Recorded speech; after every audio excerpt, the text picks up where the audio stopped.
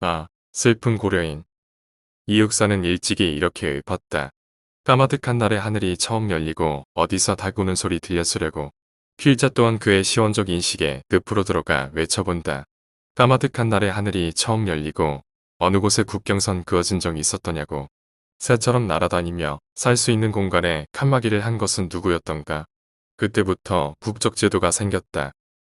그리고 5만 명에 이르는 중앙아시아의 고려인들이 무국적 상태에서 고통을 받고 있다는 소식이다.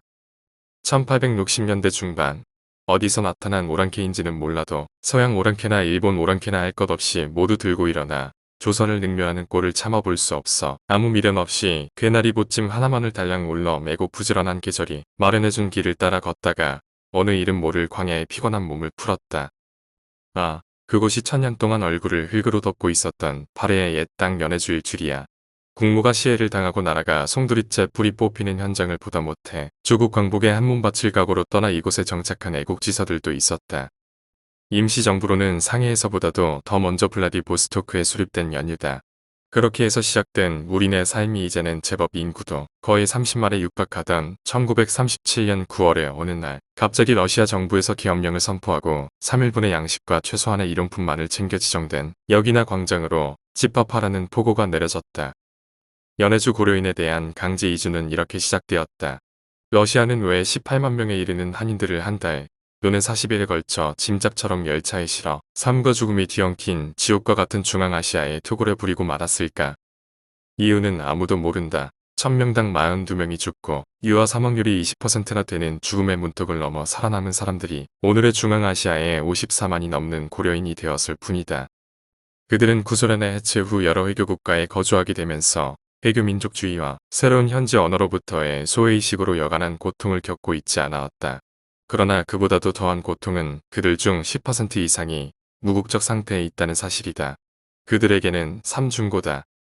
무국적자에게는 국적이 없으니 나라도 없고 보살필 정부도 없다. 그러나 따지고 보면 그들에게 왜 나라가 없고 정부가 없다는 말인가? 정부도 나라도 모른 척하고 있을 뿐이 아니었던가? 엄밀히 말하면 러시아나 해당 국가나 대한민국이나 하다못해 북한이라도 있지 않은가 하는 심정이다. 어느 한 정부도 자국민이라고 생각해 본 적이 없다는 데에서 이런 사태가 벌어진 것임이 분명하다. 똑같은 상황에서 독일 정부에서는 전쟁 피해 보상법을 제정하여 20만 명의 한도 내에서는 모국 귀환을 허용하였고 독일계 주민들의 불가자치정부도 치밀한 연구 지원 끝에 1992년 부활시켰다고 한다. 그런데 우리는 지금까지 조선조의 유민과 유민을 기민화시키는 데에만 골몰해 오지 않았나 싶다. 의도적으로 버리고 잊혀지도록 방치하는 데에만 신경을 썼다는 얘기다. 그 속사정이야 이해 못할 것도 없지만 지금은 사정이 조금 달라지지 않았나 해서 하는 얘기다. 다행히 최근 우크라이나 정부에서는 대한민국 정부가 그들이 국적 없는 고려인임을 증명만 해준다면 국적 회복 절차를 해줄 수 있다는 공식 입장을 밝혔다니 여간 반가운 소식이 아닐 수 없다.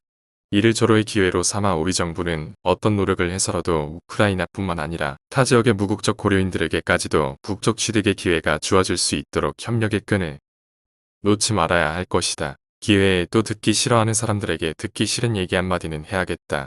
우리끼리를 줄기차게 외치는 사람들 말이다. 남북만이 우리가 아니라 전 세계 한민족은 하나라는 생각으로 억울하게 무국적 신세로 살아가는 중앙아시아의 고려인들까지를 아우르는 우리끼리 운동을 벌일 수는 없는가. 김중희 전 환경부 장관